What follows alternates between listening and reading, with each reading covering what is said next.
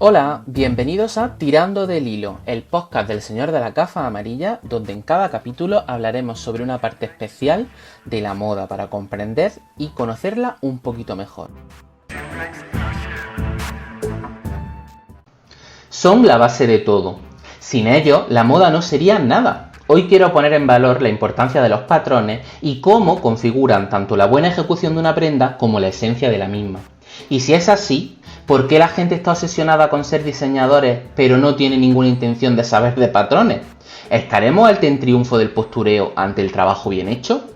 Quiero conocer mejor cómo es el trabajo de una patronista en su día a día y por ello hoy cuento en Tirando del Hilo con Paula Mántaras, que desde su perfil La Patronista Madrid ofrece tanto patrones y confección a medida como formación y clases para aprender a realizar estos patrones y darles vida. Hola Paula, ¿qué tal? Hola, ¿qué tal? ¿Cómo va?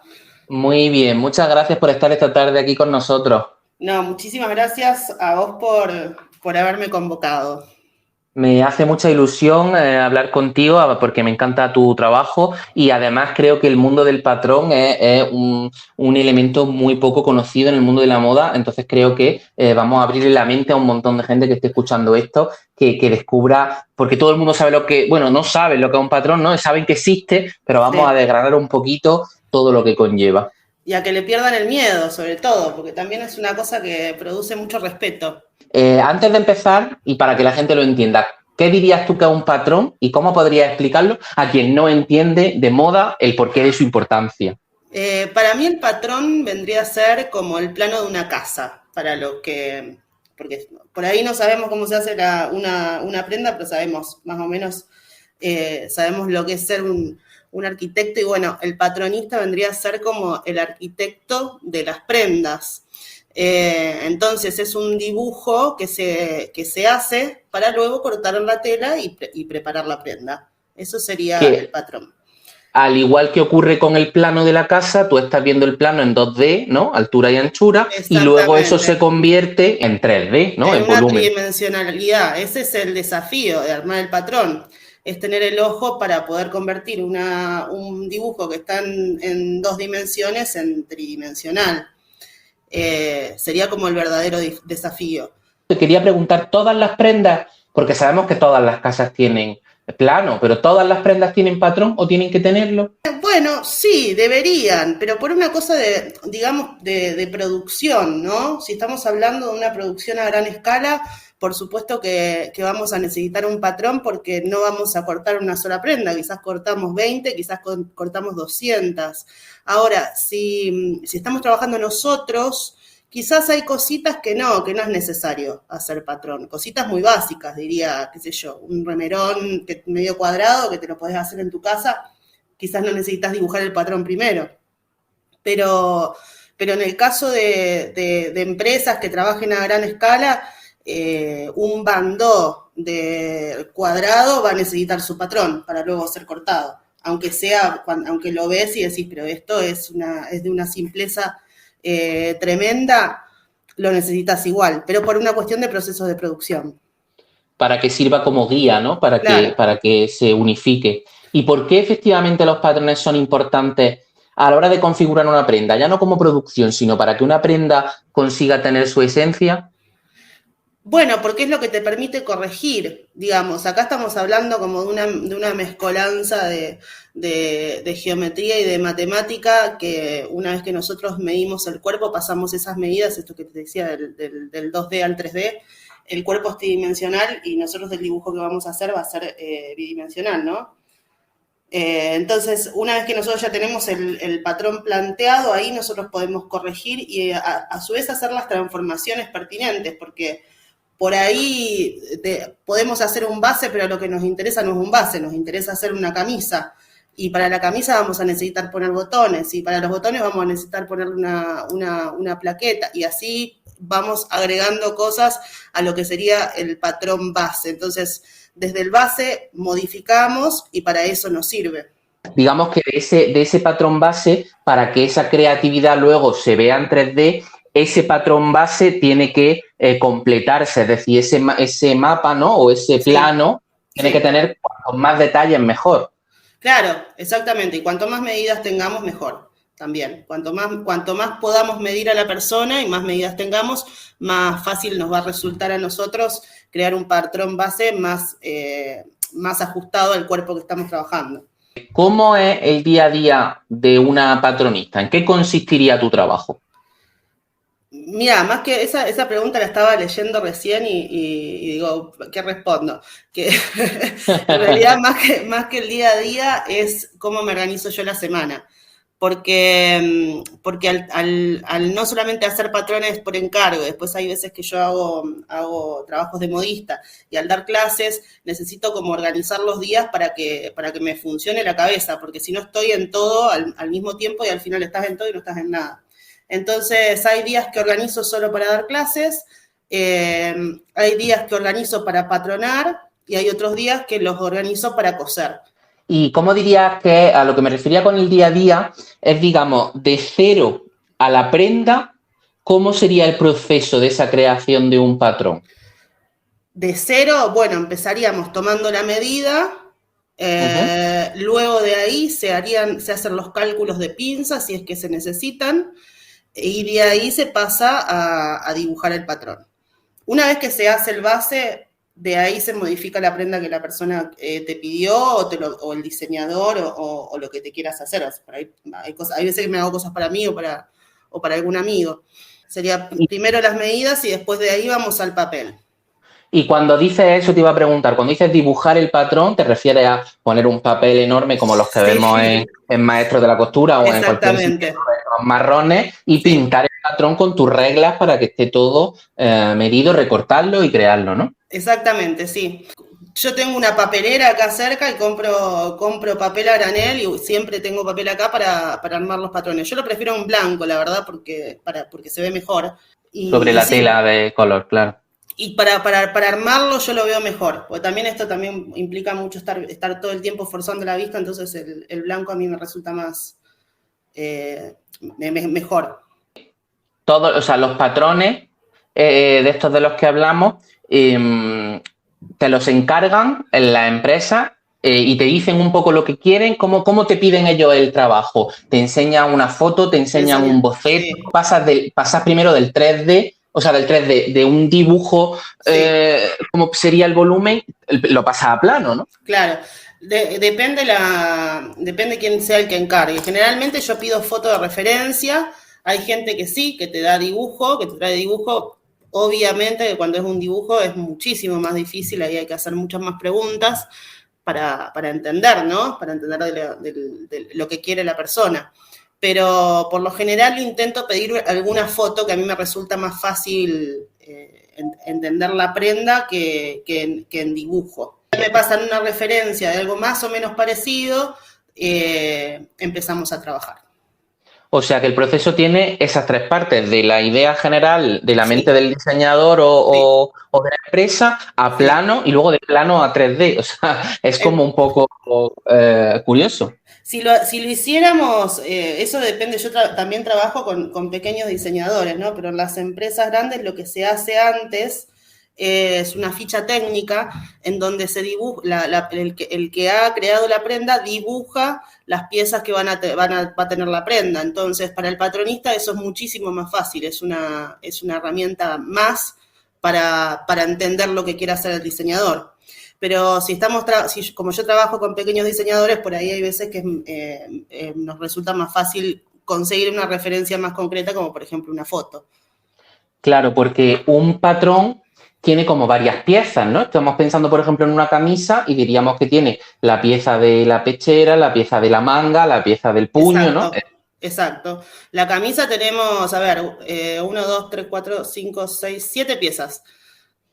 Una camisa básica, ¿no? Tendríamos 7 piezas. Y esa unión de 7 piezas lo llamaríamos un patrón, ¿no? Me refiero, cuando hablamos de patrón de la camisa, incluiría esas 7 piezas. El patrón del delantero, el patrón de la manga, el patrón del cuello, del pie de cuello. Sí lo podemos hablar en singular también. Vale, que cada una de las piezas se llama patrón, claro, que conforman en ese puzzle en la pieza completa. Exactamente, es un puzzle. Muy bien. ¿Y puede un patrón hacer que una determinada prenda quede mejor o peor? Por supuesto. definitivamente, definitivamente. En realidad, lo que puede llegar a suceder es que el patrón no esté hecho para la persona que se está poniendo la prenda, ¿no? Entonces ahí nos encontramos con un problema. O que esté mal confeccionado desde el principio, o quizás nos puede pasar, por ejemplo, yendo a grandes casas a comprar, que te compras una camisa y bueno, que no todos tenemos el mismo cuerpo, ni tenemos el busto en el mismo lugar, ni los brazos del mismo largo, y entonces hay una serialidad, por supuesto, que sirve para que sirva para determinados cuerpos, pero es muy difícil que te quede bien. Entonces, en ese sentido, eso es lo que puede llegar a pasar.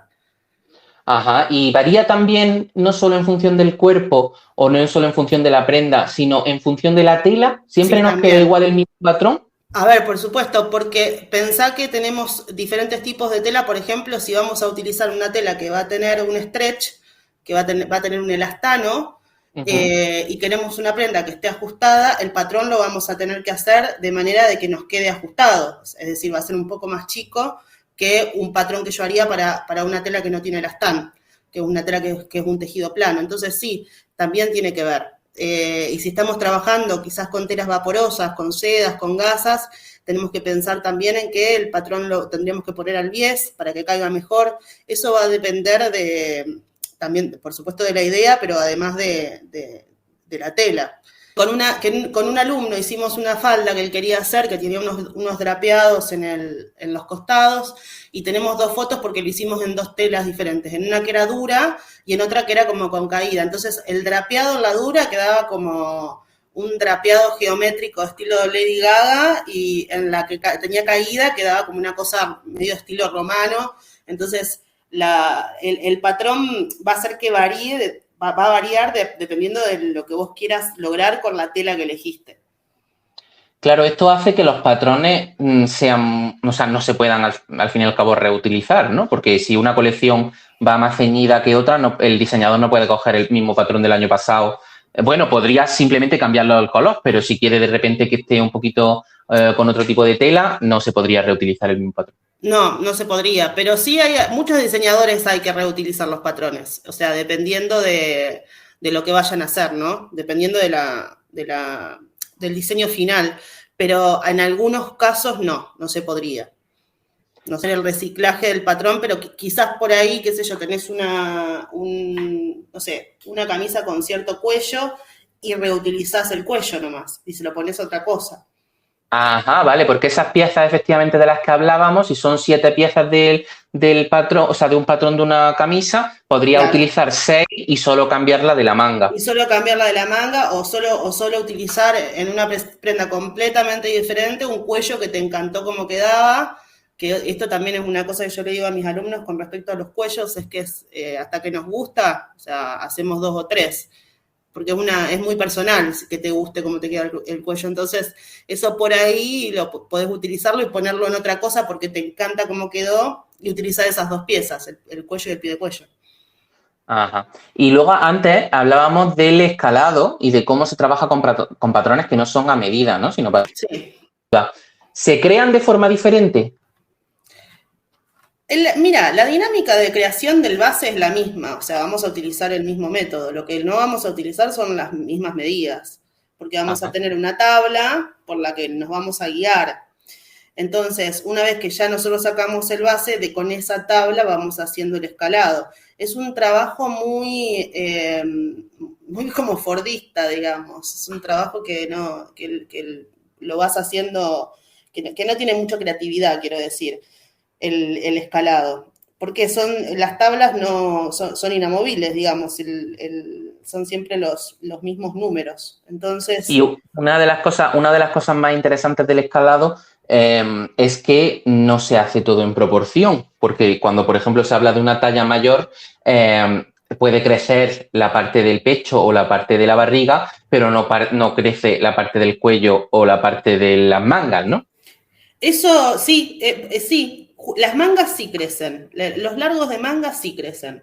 Es muy poco, pero crece. Crece, a ver, mira, justo estaba con la dejé a la tabla acá por las dudas, 0,5 crece el largo de Ujú. manga. Con la barriga a lo mejor se quedaría la tabla enorme, ¿no? Para una talla XL como la mía. Eso es lo que suele suceder. Eso es lo que Claro. suele suceder. Yo también soy XL, entonces lo que me pasa es que me quedan las cosas bien, pero me quedan largas las mangas. Si estamos hablando de una tabla industrial, van a haber ciertas medidas, como decís, que no se mueven y que por cierto son muy importantes, que es, por ejemplo, la bajada de hombro o el ancho de cuello. Entonces, ahí es donde entramos en esta cosa de que la industrialización es muy difícil que le quede bien a todo el mundo. ¿Y la gente cómo puede valorar ese tipo de patrones? O sea, ¿cómo puede decidir qué patrón le queda mejor yendo a un público, a una tienda masiva, ¿no? Saber, ver una camisa y decir, pues por el patrón que tiene, yo creo que esto me puede quedar mejor o que esto me puede quedar peor. ¿Hay alguna manera de hacer eso o con prueba y error? No, me parece que es prueba y error. Yo diría que es prueba y error, ¿eh? Lo que sí les recomiendo es que si encontraron una camisa que les queda perfecta, y bueno, fusílenla, mándenlo a una modista y háganse 15. Sí hay lugares en donde sí, en que son más meticulosos con el tema de los tallajes y otros que son menos. Y hoy por hoy también se está utilizando toda la moda oversize, entonces al final, digamos, es mucho más fácil que las prendas te queden bien o que te entren, cuando hace unos años eso no pasaba. Es verdad que el problema de muchas tallas, si va oversize, le saca un poco de punto. El problema es que quede cortito, o a ceñidito, o demasiado, o de manga corta, que a mí también me ha ocurrido comprar Claro. una sudadera de mi talla bien de barriga y de pecho, y que de repente las mangas me quedaran cortas. Y es como, ¿en qué momento han ampliado solo la barriga? Eso puede ser un fallo, ¿no? De escalado. Yo creo que sí, eso debe ser un fallo de escalado. Y también hay ciertas marcas en donde también contemplan los largos, porque vos podés tener muchísima barriga y los brazos cortos.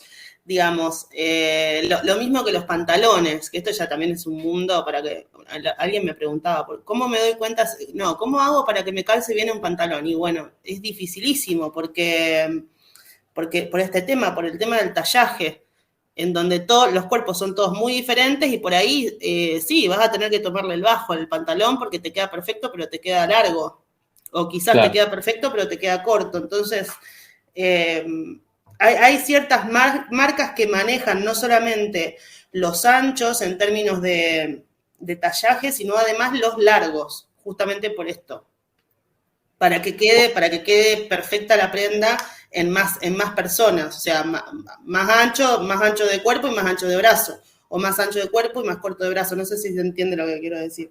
Sí, sí, que escalando hace falta hacerlo proporcionalmente y bien hecho para que sea una prenda asumible y que sea la misma prenda, entre comillas, que si tú quieres esta sudadera, quieres que quede así, tengas la S, tengas la L o tengas la XL, ¿no? Que quede a todos como tiene que quedar, Exacto. no de una u otra cosa. Que eso a mí me pasa mucho que veo algo oversize que a mí no me queda oversize y me da un poco de rabia. Y digo, mira, Claro, pues no me la porque compro porque el efecto que tiene que hacer esto en mí no lo hace. no, exacto, sí, a mí me pasa con el oversize, me queda chico de sisa, porque claro, Claro. en el tamaño me queda bien, pero la sisa me queda chiquita, entonces el oversize es bueno para algunas cosas, a nosotros los XL, pero es oversize, no es un talle más grande, no sé si me explico. Efectivamente. Los hombros siguen siendo chicos, los brazos siguen siendo cortos y las sisas siguen siendo del talle que te dice la prenda.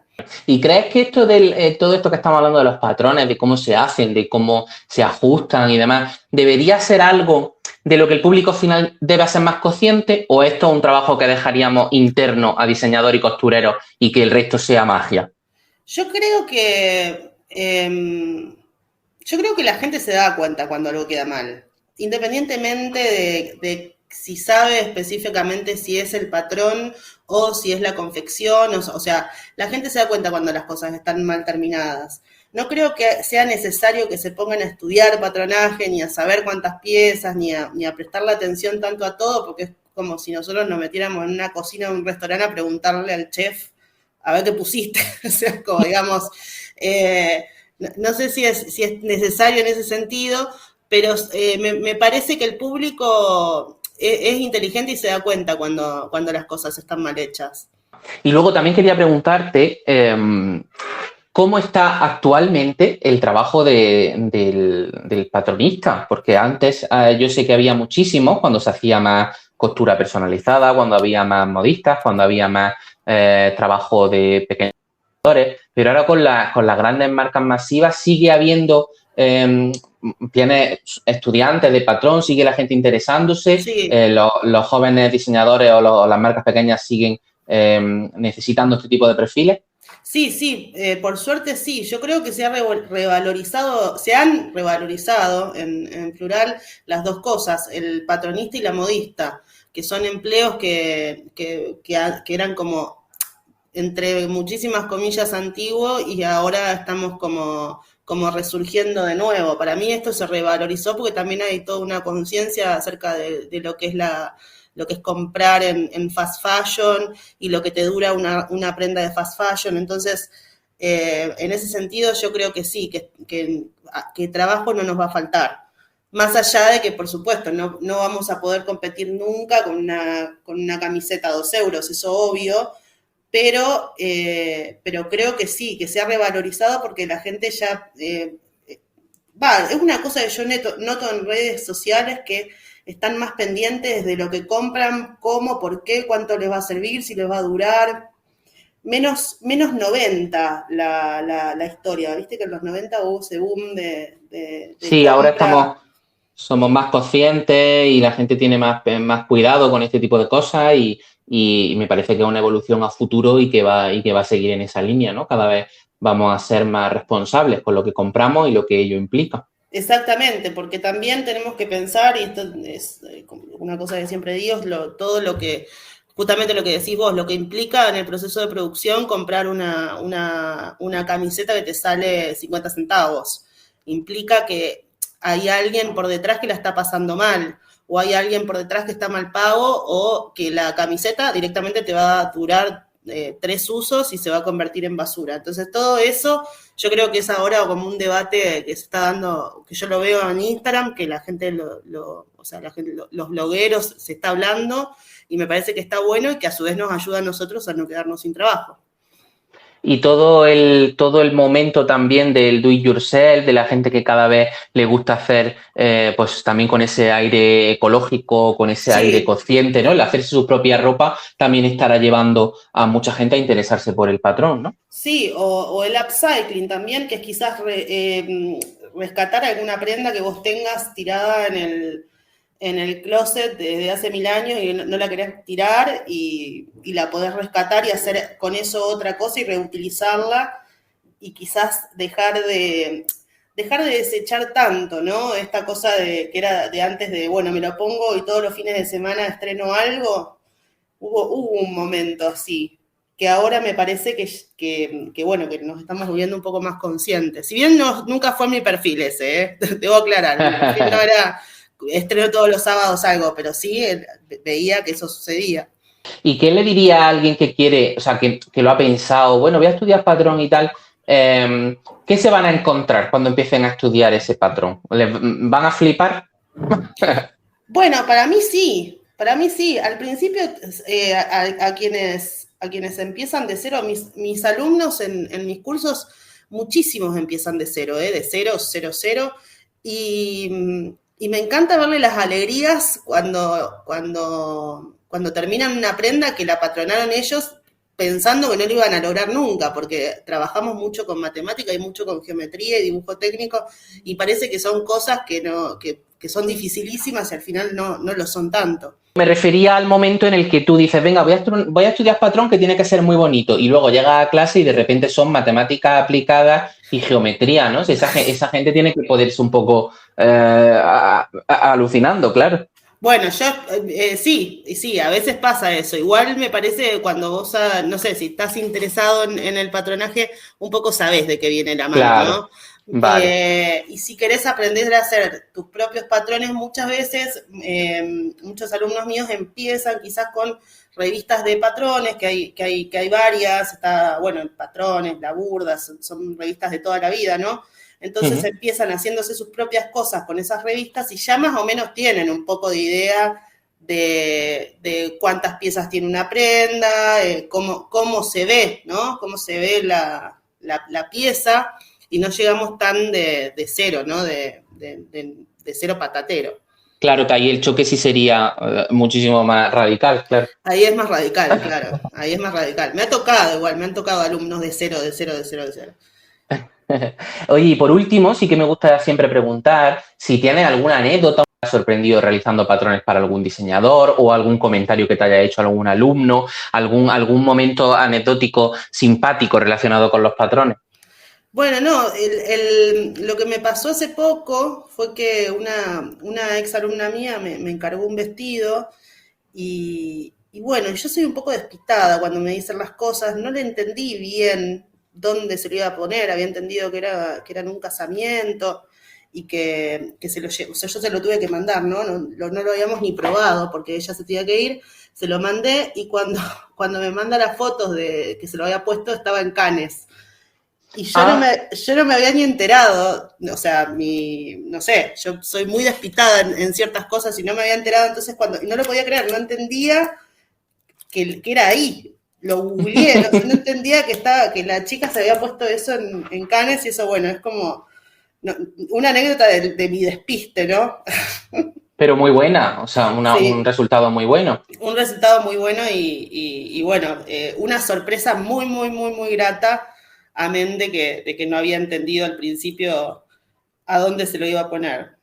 Claro que además la gente, yo siempre me gusta decir que puede encontrar, por ejemplo, es que yo he visto esa publicación en tu Instagram, que es @lapatronista_Madrid, ¿verdad? Sí, Y para que la sí. gente lo vea y le eche un vistazo y pueda ver lo estupenda que iba tu clienta en Cannes, aunque tú pensaras que iba de boda. Yo pensé que te iba a estar en una boda. Ese era mi imaginario, estaba esperando que me mande la foto ahí al lado de la novia. Y bueno, y me manda eso y yo quedé seca, como decimos en Argentina. Pues muchas gracias, muchísimas gracias, Paula, por tu tiempo, y creo que ha sido muy interesante para la gente. Creo que hemos tocado un montón de detalles y queda muy claro. La gente ha podido hacer su composición mental de todo lo que supone un patrón en el mundo de la moda. No, muchísimas gracias a vos y espero que te haya resultado divertida la charla, si bien es como un tema un poco ahí que decís, bueno, a veces tengo como miedo de que sea aburrido este tema. A mí me encanta, ¿no? Pero me da como ese miedo. No, creo que ha quedado muy interesante, y como digo siempre, si alguno de los oyentes tiene alguna duda, quiere consultar más, quiere incluso apuntarse, porque tú das clases también a través online, no solo en Madrid, sino, bueno, y haces patrones a medida. Me refiero que la gente te tenga en cuenta en @lapatronista_Madrid en Instagram para lo que necesite. Sí, por supuesto, y cualquier duda yo respondo igual. Pues muchísimas gracias. Y a todos los que estáis oyendo este podcast, espero que os haya gustado. Como digo siempre, si necesitáis cualquier cosa, yo también estoy en @gafasamarillas, y nos vemos en el siguiente. Prada and Gucci, Versace, B&G, Dior, and GC Couture. She likes Louis Vuitton, Chanel, Armani, Lauren, and she's mad for Madden. She likes fashion.